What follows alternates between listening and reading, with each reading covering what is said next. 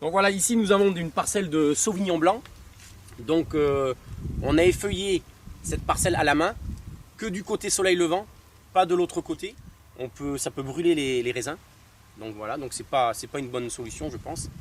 Donc ici on a effeuillé à la main. Vous voyez, ce qui est très important, c'est que les grappes soient très distinctes, ne se touchent pas. Que l'air est très important. Le moins de petit vent, le vent ça draine et ça sèche le raisin. Donc là, si on goûte les graines, il y a des très bons parfums de pêche blanche, pamplemousse, très aromatique.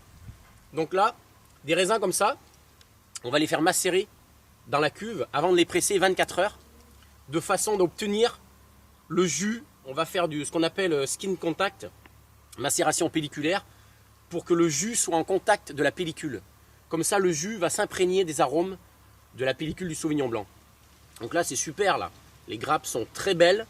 Je pense que ça va donner vraiment quelque chose de sublime. Un très très beau millésime en perspective. Voilà. Maintenant, Jérôme, quel est l'avantage de grandir ici et de développer ici? C'est simple, ici on est au nord de Bordeaux. Donc on a des très bonnes terres sablo-limoneuses où on fait des très bons blancs, très aromatiques.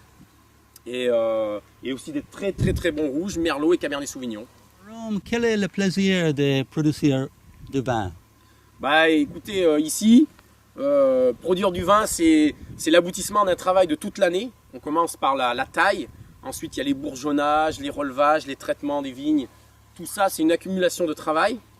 Et lorsqu'on arrive en septembre, on est tellement content de tout le travail qu'on a fourni toute l'année. On est très fiers et très content d'obtenir le raisin et de le récolter, de faire le meilleur vin qu'on pense, quoi. Et aussi, quel est le challenge de la Rose Bellevue? Le challenge de la Rose Bellevue, c'est tous les ans de faire des vins très fruités, très faciles à boire, comme les Sauvignons blancs très aromatiques, où on prend beaucoup de plaisir, avec des fruits de mer ou des crustacés. On se fait énormément plaisir à boire ces vins. Aujourd'hui, c'est le vendage. Après, qu'est-ce qui va se passer après? Là, on a commencé ce matin à récolter les Sauvignons blancs. On fait des macérations pelliculaires avant le pressurage pour obtenir le fruit de la pellicule. Donc on met le jus et la pellicule ensemble dans la cuve. Donc là, c'est dans les cuves où on a commencé à faire ça. On va continuer à ramasser les vins blancs et on va attendre, je pense, si le temps le permet, une dizaine de jours pour commencer les vins rouges, les merlots. Qu'est-ce qu'aiment les gens dans votre vin? Les gens, ce qu'ils aiment, ils aiment les vins très faciles à boire, très fruités, comme je l'ai dit auparavant. Donc nous, on essaie chaque année de faire des bons vins, bien sûr, mais le temps est toujours là. Donc chaque année, c'est différent, mais on essaie de travailler. Le plus important, c'est le travail de la vigne. Il faut que les raisins soient très mûrs, très fruités. Après, le travail à la cave, c'est du travail aussi, mais il faut pour faire du bon vin, il faut des bonnes grappes. C'est comme une tarte aux pommes. Pour faire une bonne tarte, il faut des pommes mûres. Si les pommes sont pourries, le vin ne sera pas bon. Les raisins, c'est pareil. Le vin, c'est pareil. C'est la même chose.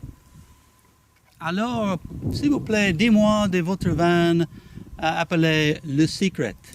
Alors, Le Secret est une cuvée haut de gamme que l'on a créée depuis le millésime 2000, que l'on produit uniquement les grandes années, comme 2000, 2005, 2009, 2014, on en a fait un petit peu aussi, et 2015 cette année, qui va être une grande année, je pense. Donc, c'est une sélection de parcelles. On fait des vendanges vertes l'été, donc pour diminuer le rendement, qu'il y ait moins de raisins sur la parcelle, de façon que l'air passe entre chaque grappe, que ça soit bien aéré, bien ventilé, que le raisin mûrisse bien. Et ensuite, on a tout un travail à la cave. On fait les fermentations du raisin dans des barriques neuves, où on fait des pigeages. On enfonce le raisin dans le jus pour obtenir tous les caractères du vin.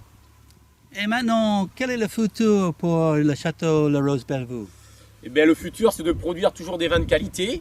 Là maintenant, on a une belle taille de propriété. On produit quand même 300 000 bouteilles de vin. On vend entre 200 à 250 000. Le but, c'est de vendre tout le vin nous-mêmes. On vend encore une partie du vin au négoce sur la place de Bordeaux. Et le but, c'est de trouver des clients dans le monde entier, qu'on puisse avoir des clients un petit peu partout dans le monde. Et votre fils Augustin a 4 ans. Augustin aime le vin? Oui, bien sûr, mais bon, il est jeune. Pour l'instant, il est passionné par les tracteurs. faire des tours de tracteur dans les vignes, ça il aime beaucoup. Mais je lui apprends à regarder les grappes, à déguster les raisins, sentir les raisins, un peu voir les différents arômes. Il est très intéressé, mais il est jeune. Je pense qu'il faut d'abord qu'il aille à l'école, hein, qu'il fasse sa vie. Et puis j'espère que dans quelques années, il sera passionné comme je le suis. Ok, merci beaucoup, Jérôme. Au plaisir. Et maintenant, on y va faire une dégustation d'un petit verre de vin. Avec plaisir, bien sûr, of course.